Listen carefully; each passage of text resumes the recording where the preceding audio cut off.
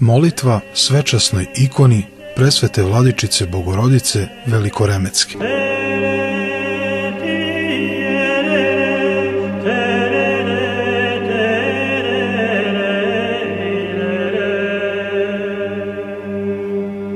Velika nado i zaštitnice roda sve pravoslavnog, koja si u evanđelju od apostola potvrđena, uznosimo ti molitve zahvalne.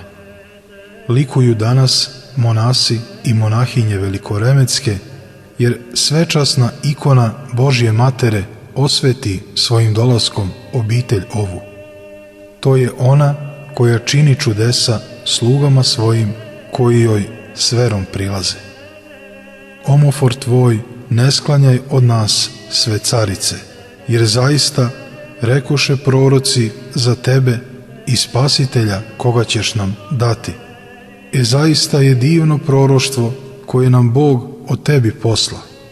Mojsije vide kupinu koja beše u plamenu, a ne sagore.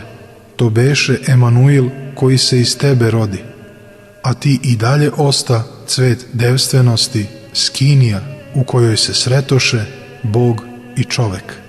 Kako je divno o tebi u pesmama pevati, Bogomati. A ti, kao majka iz čije se utrobe Bog ovaplotio, imaj milosti, sažaljenja i praštanja prema nama, tvojim služiteljima. Kao što si nas tvojim dolaskom Evinog greha oslobodila, odagnaj od nas svaku zlobu, licemerstvo i strasti grehovne, na korist blagovernog i hristoljubivog roda srpskog.